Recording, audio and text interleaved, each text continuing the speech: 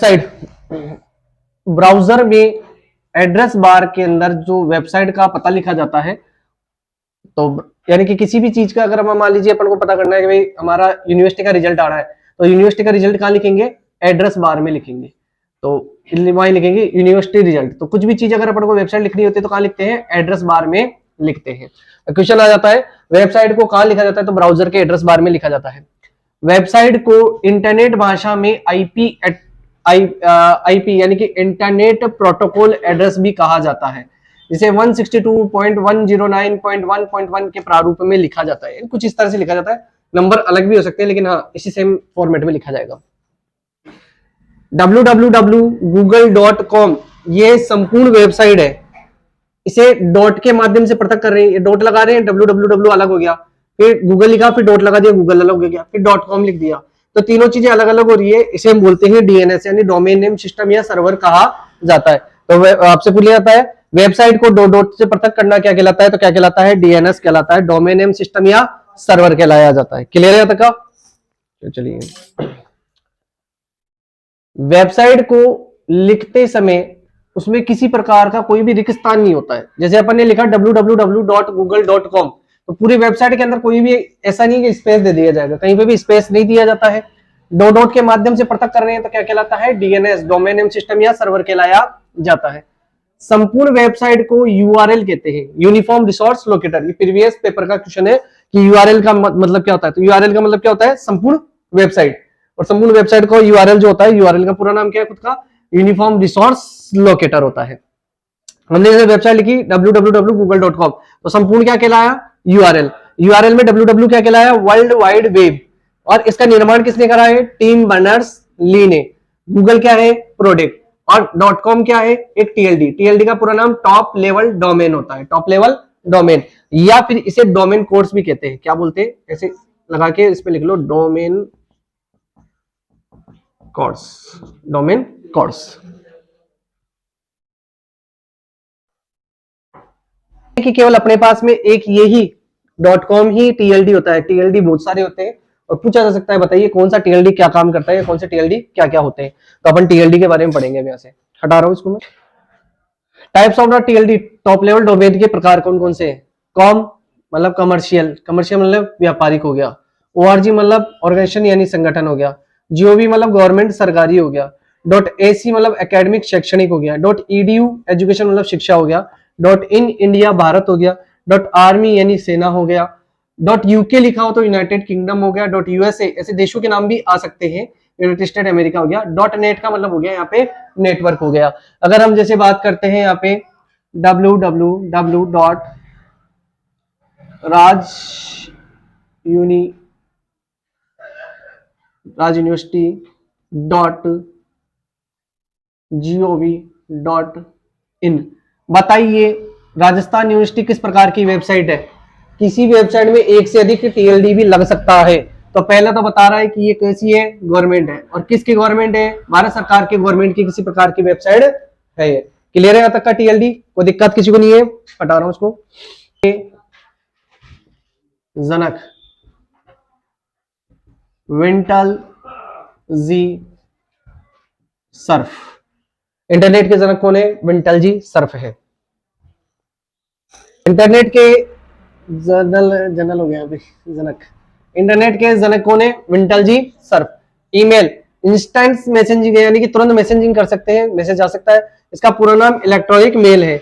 Email में text के साथ किसी भी फाइल को अटैच करके भी भेजा जा सकता है। ईमेल के क्लाइंट, ये पूछा जाता है क्वेश्चन नंबर से कि ईमेल के क्लाइंट कौन से, यानी कि ईमेल जो है ना वो एक सर्विस का नाम है। ये सर्विस किस किस के माध्यम से भेजा जा सकता है? तो गूगल के माध्यम से भी भेजा जाता है, गूगल मेल, और इसको शॉर्ट में क्या बोलते हैं अपन? जीमेल। या फिर याहू के माध्यम से याहू मेल, और शॉर्ट में बोलते हैं वाई मेल। रेडिफ के नाम से रेडिफ मेल आती है। माइक्रोसॉफ्ट द्वारा भी मेल का निर्माण करते हैं, वो कौन सी है? आउटलुक। और इंडिया की एकमात्र मेल है हॉटमेल, जिसको किसने बनाया है? रजत भाटिया ने। ठीक है, इसमें स्टार बना के लिख लो, स्टार बना के लिखो इसके अंदर।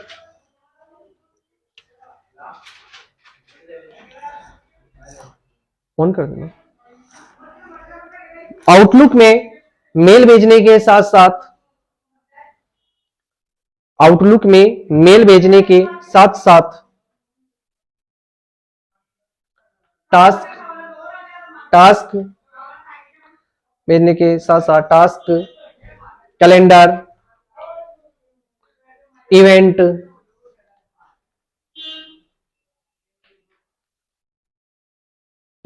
आदि को भी मैनेज किया जाता है। आदि को भी मैनेज किया जाता है। क्या क्या लिख लिए? मैनेज किया जाता है। अरे उससे पहले क्या क्या लिखे? टास्क, कैलेंडर एंड इवेंट को भी मैनेज किया जाता है। ठीक है ना। इसमें पूछा गया था क्वेश्चन, प्रीवियस था ये पेपर, मुझे पूछा गया था ऐसी कौन सी मेल है जिसके अंदर मेल के साथ साथ में आप कैलेंडर, टास्क आदि को भी मैनेज कर सकते हैं। तो कौन सी है? आउटलुक होती है। माइक्रोसॉफ्ट द्वारा जो बनाई गई है कौन सी है? आउटलुक है। कोई दिक्कत है यहाँ तक में? ठीक है। ईमेल के बारे में क्या है? इनबॉक्स नाम से पता लग रहा है प्राप्त की गई मेलों का संग्रहण करता है। सेंड भेजी गई मेलों का संग्रहण करता है। ड्राफ्ट भेजने के उद्देश्य से लिखी तो गई थी मेल, परंतु किसी कारणवश क्या नहीं कर गई, भेजी नहीं गई, तो कहां चल जाती है? ड्राफ्ट में जाके सेव हो जाती है। स्पैम, अवांछित व विज्ञापन मेलें कहां संग्रहण होती है? स्पैम में। कोई भी कंपनी अगर विज्ञापन करती है तो हमको इनबॉक्स में नहीं दिखाई देगी, वो कहां दिखाई देगी? स्पैम में। ट्रेश, डिलीट की गई मेल, जो भी मेल डिलीट होती है वो डिलीट की गई मेल कहां दिखाई देती है? ट्रेश में दिखाई देती है। स्टार, इंपॉर्टेंट मेल हम उसको क्या कर सकते हैं? अलग से पृथक करके रख सकते हैं, और वो जितनी भी इंपॉर्टेंट मेल होगी इनबॉक्स में आती है, लेकिन इनबॉक्स से वो अलग होके पृथक होके किसमें चल जाएगी? स्टार में, ताकि हम केवल इंपॉर्टेंट मेल्स को देख सकते हैं। यहाँ सभी मेल देख सकते हैं, यहाँ पे केवल इंपॉर्टेंट मेल्स को ही देख पाएंगे। क्लियर है? हटा दूं इसको। कंपोज मतलब नई मेल को लिखने वाला स्थान। अगर आपको कोई नई मेल लिखनी है तो किसमें लिखोगे? कंपोज में। सेंड, एक तो सेंड था, एक क्या है? सेंड है। सेंड में क्या होता है कि अपनी जो भी मेल आई हुई है वो इकट्ठी होती है, और भेजी गई मेल इकट्ठी होती है। सेंड एक बटन है जिसके ऊपर क्लिक करने से मेल क्या हो जाती है? चली जाती है। अटैचमेंट, मेल के साथ किसी भी वर्ड, एक्सेल, पीडीएफ की अन्य फाइल को जोड़कर भेजा जाता है, वो क्या कहलाती है? अटैचमेंट कहलाता है। इसके अधिकतम 25 MB तक की फाइल भेजी जा सकती है। पूछा जा सकता है कि अटैचमेंट में कितनी फाइल भेज सकते हो, तो 25 MB तक की फाइल भेज सकते हो। लेकिन अगर इससे ज्यादा फाइल है तो किसके माध्यम से जाएगी? Google drive. Previous to previous आपके जो पेपर आया था उसमें पूछा गया था 25 MB से ज्यादा की फाइल को ईमेल माध्यम से भेजा जाता है, तो वह किसका प्रयोग करता है? तो किसका प्रयोग करता है? गूगल ड्राइव का प्रयोग करके भेजा जाता है। एक नया वर्ड है पीडीएफ, मैंने शायद कल या परसों वाली क्लास में बता दिया था। पीडीएफ का पूरा नाम पोर्टेबल डॉक्यूमेंट फाइल। ठीक है ना। और किससे बनती है ये? अच्छा, कौन सा प्रोग्राम है जो पीडीएफ बनाता है? हाँ, वर्ड, एक्सेल, पावर पॉइंट कोई भी बना सकता है पीडीएफ। ठीक है ना। ये पीडीएफ को पढ़ा कहा जाता है? पीडीएफ को किसके माध्यम से पढ़ा जाता है? फोन के माध्यम से, कंप्यूटर के माध्यम से। अरे नालायक को, एडोब रीडर में पढ़ा जाता है। किसमें पढ़ा जाता है? एडोब रीडर में। किसमें पढ़ा जाता है? कौन सा? मैंने से बोला कौन से सॉफ्टवेयर के माध्यम से पढ़ा जाता है, मैंने से थोड़ी एक सॉफ्टवेयर मोड से आप ये निकला। तो इनके सामने क्या होगा? एक बॉक्स बना रहेगा सबके सामने। जैसे मैं एक बॉक्स पे क्लिक करूंगा ना, तो ऊपर लिखा रहेगा ऑल और एक डब्बा। अगर मैंने इस पे क्लिक कर दिया ना, तो अपने आप ही सब पे क्या हो जाएगा? क्लिक हो जाएगा। और फिर उसके बाद में अपने पास में ये एक डब्बा बना रहेगा डिलीट। जैसे मैंने इसको क्लिक करा, सभी मेल एक साथ में डिलीट हो जाती है। तो एक्सेल ईमेल के अंदर हम बहुत सारी मेलों को एक साथ डिलीट कर सकते हैं। क्लियर है? इधर देखो रे, टू का मतलब क्या है? कोई एक मेल किसी एक ही व्यक्ति को भेजनी है, कोई समस्या ही नहीं है अपने पास में। ऐसे बॉक्स बना रहता है मेल का।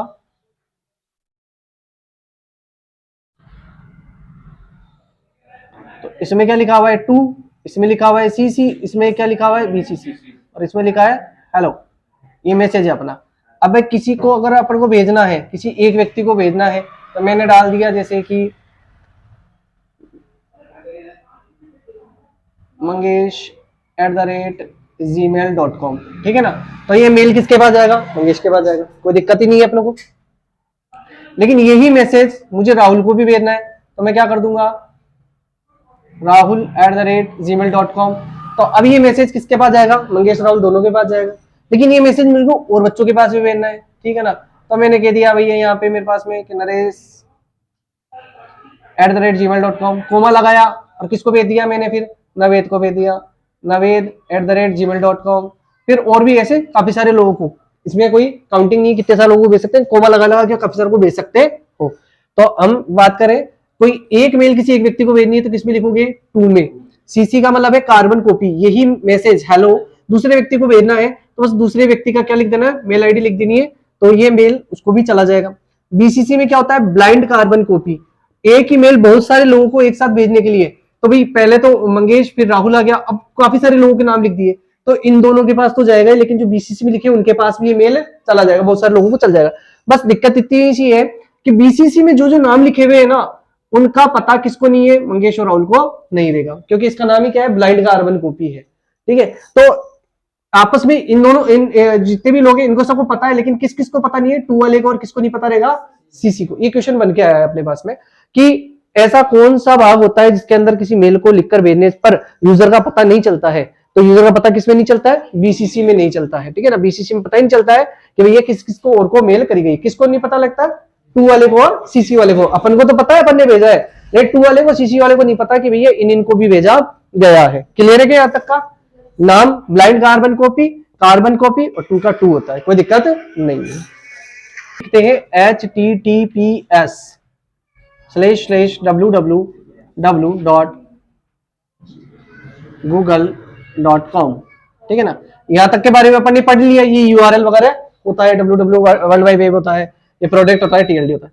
ये क्या होता है, तो ये होता है कि हमारी पूरी वेबसाइट को एक इंटरनेट भाषा के अंदर चेंज करना। जो क्या करता है वो कौन करता है, हाइपर टेक्स्ट ट्रांसफर प्रोटोकॉल। इसका पूरा नाम है hyper text transfer protocol secure. कई बार पूछा गया है कि HTTP में एस क्या होता है, तो एस का मतलब क्या होता है, सिक्योर। इसका मतलब ये होता है कि ये वेबसाइट पूर्ण रूप से क्या है, सिक्योर है। ये वेबसाइट पूर्ण रूप से सिक्योर है। तो अगर कोई वेबसाइट अपन प्रारंभ करते हैं ना, तो सबसे पहले अपन को ये देखना चाहिए कि इसमें HTTPS लगा हुआ है कि नहीं लगा हुआ, एक तो ठीक है। एक इसमें अपन को देखना चाहिए कि ऐसा ताला लगा रहेगा, तो इसे बोलते हैं पैडलॉक। ठीक है, कि उसमें एक तो HTTPS होना चाहिए, एक क्या होना चाहिए, उसमें पैडलॉक लगा होना चाहिए। और किसी वेबसाइट को हमें चलाते समय उसका पॉपअप जो है वो ऑन रखना चाहिए। क्या रखना चाहिए, पॉपअप ऑन रखना चाहिए। ठीक है, तो पॉपअप अपन को ऑन रखेंगे, HTTPS लगा रहेगा और पैडलॉक लगा रहेगा, तो हमारी वेबसाइट क्या रहेगी, बिल्कुल सुरक्षित रहती है। क्लियर है यहाँ तक का? वेब क्राउलिंग या वेब स्पाइडर, देखिए नीचे नीचे, ये एक इंटरनेट बोट है जो कि वेब इंडेक्सिंग के लिए वर्ल्ड वाइड वेब को व्यवस्थित तरीके से ब्राउज करता है। Search engine web browse crawling and spider software का उपयोग करके वेब कंटेंट में दूसरी वेबसाइट कंटेंट अनुकूलन करने को अपडेट करने के लिए वेब क्राउलर विजिट किए गए सभी प्रश्नों की प्रतिलिपि तैयार कर प्रस्तुत करता है, जिससे कि डाउनलोड किए गए पेजों को बाद में सर्च इंजन द्वारा अनुलिखित किया जा सकता है, जो उपयोगकर्ता में अधिक कुशलता से सर्च कर सकता है। तो वो दो तरीके से काम करता है। कैसे करता है, एक तो जब हम लिख देते हैं कि भाई मैंने गूगल के अंदर गया, गूगल के अंदर जाके मैंने लिख दिया यूनिवर्सिटी, तो जितनी भी टॉप यूनिवर्सिटी होगी वो सारी की सारी अपने आप खुल जाएगी। मैंने उसको ये तो कहा था यूनिवर्सिटी, मैंने ये थोड़ी कहा था स्पेसिफिक ये वाली यूनिवर्सिटी आप चालू कर देना मेरी, तो टॉप की जितनी भी यूनिवर्सिटी होगी सारे सारे वहां पे एक साथ मेरे सामने आ जाती है। तो कोई भी चीज लिखकर उसके बहुत सारे रिजल्टों को प्राप्त करना क्या होगा, अपने पास में क्राउलिंग कहलाया जाएगा। या फिर अगर आप जब भी कुछ लिख के उसे सर्च करते हो और कभी वापस जाके जब उस पर क्लिक करते हो ना, अपने जहां सर्च इंजन आता है वहां पे क्लिक करते हो, तो आपने जो जो पहले देखा था ना उसके अपने आप ही वहां पे एक लिस्ट खुलकर भी आ जाती है कि आपने पहले ये चीजें सर्च कर रखी थी, तो अलग से एक हाईलाइट हो जाता है जो ग्रीन या फिर रेड कलर में, वो अपने आने लग जाता है कि ये चीजें आपने पहले से देख रखी है। क्लियर है? तो वो क्या कहलाता है, वेब क्राउलिंग या वेब स्पाइडर। इंडेक्सिंग, इसका अर्थ वेब पेज पर पाए गए संबंधित कीवर्ड्स परिभाषित हो सकते हैं वाले टोकनों के डोमेन नाम HTML फील्ड को जोड़ना होता है। कुल मिलाकर जैसे आपको नहीं पता कि भाई यूनिवर्सिटी की वेबसाइट क्या है, ठीक है ना, तो यूनिवर्सिटी की वेबसाइट नहीं पता थी आपको, पूरी यूनिवर्सिटी की वेबसाइट ऐसे है https://www rajasthan.gov.ac.in। ये पूरी किसकी वेबसाइट है भाई, अपने पास में राजस्थान यूनिवर्सिटी की। अब आप इतना बड़ा लिखोगे क्या, नहीं, आप क्या कर देंगे इसके अंदर डायरेक्टली आपका जो गूगल वाला पेज आता है ना उस पर क्या लिख दोगे आप, ये तो राजस्थान हो गया, और ये क्या कर दिया आपने, यूनिवर्सिटी। यूनिवर्सिटी, बस इतना सा टाइप करा और टाइप करते क्या होगा, पूरी वेबसाइट इसकी खुल जाएगी। आगे बात समझे? तो ये क्या कहलाता है आपका इंडेक्सिंग करना। इंडेक्सिंग करना जैसे अपन बुक के अंदर नहीं करते हैं क्या, लेसन को सर्च करने के लिए, वो उसी प्रकार से इंडेक्सिंग हो गया इसका। तो इसके लिए कौन कौन से समुदाय है, गूगल, बीइंग और याहू। बाकी मैंने आपको लिखवा ही दिए थे, अल्टा विस्टा भी होता है जिसके माध्यम से आप क्या कर सकते हो, सर्च कर सकते हो।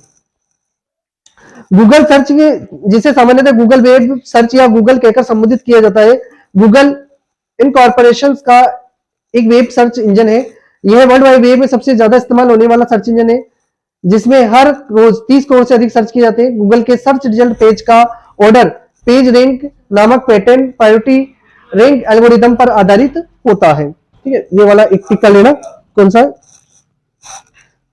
38 पेज पे नहीं हो रही यार, तो ये नहीं मिला तो भाटा। अगला कौन सा है टॉपिक, विकिपीडिया। विकिपीडिया क्या है, तो मैंने जब आपको इंटरनेट पढ़ाया था तब भी बताया था विकिपीडिया के बारे में।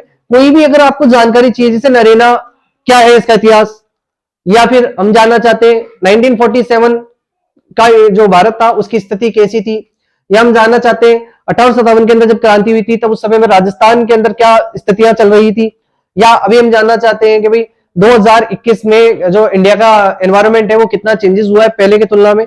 ये सारी जानकारियां जो उनको कहीं किताबों वगैरह से नहीं मिल सकती, इंटरनेट के कहां से प्राप्त कर सकते हो, विकिपीडिया के माध्यम से। आप जैसे सर्च करोगे वहां विकिपीडिया की एक रिपोर्ट आ जाएगी। तो ये एक तरह का कह सकते हैं हम इंफॉर्मेशन बैंक है, जहां से हम काफी सारी इंफॉर्मेशन को क्या कर सकते हैं, कलेक्ट कर सकते हैं। जैसा आमतौर पर 1993 में ईमेल अथवा ईमेल कहा जाता है, वैसे अपने जो राजस्थान है, सॉरी इंडिया में 1995 के अंदर ये पूर्ण रूप से लागू हुआ था, सन 1995 के अंदर। इसमें दे रखा है 93 है, लेकिन इंडिया के अंदर आने में इसको कितना समय लग गया था, 1995 के अंदर ये आ गया था अपने पास में। 41 पे आइए, डीसीसी सीसी अटैचमेंट ये बताई दी मैंने आपको। तो फिर आ जाइए 42 पे आ जाओ। फिर 42 पे देखो एक राज्य पोर्टल, राजस्थान सरकार की जितनी भी योजनाएं, जितने भी प्रोग्राम चल रहे हैं वो सारे के सारे आप इसको उस पोर्टल पे देख सकते हैं। राज्य पोर्टल के ऊपर देखा जा सकता है। आपके पास में आरपीएससी पोर्टल यानी कि वेबसाइट है जिसके माध्यम से आप क्या कर सकते हैं, किसी वैकेंसी के फॉर्म को भर सकते हैं। ये दो प्रकार की वेबसाइटें हैं आजकल अपने पास में। एक तो चलती है जिसका नाम है RPSC, Rajasthan public service commission, और ये है अपने पास में अजमेर में।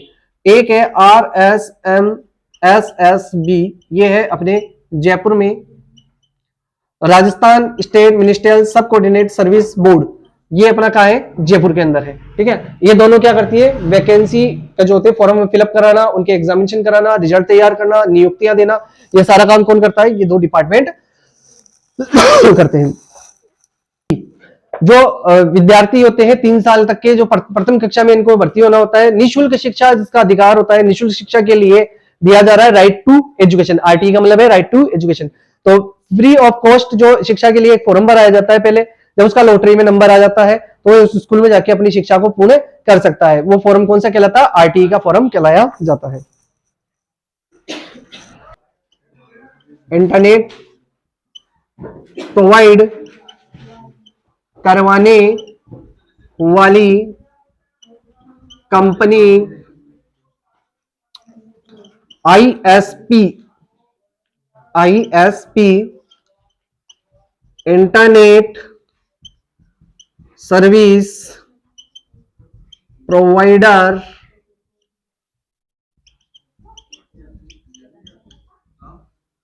ठीक है। इंटरनेट प्रोवाइड कराने वाली संस्था क्या कहलाती है, आईएसपी इंटरनेट सर्विस प्रोवाइडर कहलाई जाती है, इंटरनेट सर्विस प्रोवाइडर कहलाई जाती है। कोई दिक्कत इसके अंदर? नगद रहित लेन देन जो होते हैं वो डिजिटल पेमेंट कहलाते हैं। बिना जो कैश के लेन देन होते हैं वो सारे के सारे डिजिटल पेमेंट कहलाते हैं। 3 प्रकार के, पहला प्रकार है इंटरनेट बैंकिंग। बैंक के सभी लेन देन या बैंकिंग कार्यों को इंटरनेट से करना इंटरनेट बैंकिंग कहलाया जाता है। इसके लिए यूजर को क्या देते हैं, यूजर आईडी व पासवर्ड दिया जाता है, और उसकी सुरक्षा के लिए उसे क्या दिया जाता है, ओटीपी यानी कि वन टाइम पासवर्ड दिया जाता है। पूछा जाए कि वन टाइम पासवर्ड कितने समय तक के वैलिड रहता है, तो अधिकतम 30 सेकंड तक वैलिड रहता है। कम से कम समय कुछ भी हो सकता है, कुछ के लिए 30 सेकंड भी है और 30 मिनट तक अधिकतम है। 30 सेकंड से लेकर 30 मिनट तक इसकी सीमा रहती है। क्लियर? इसी को आगे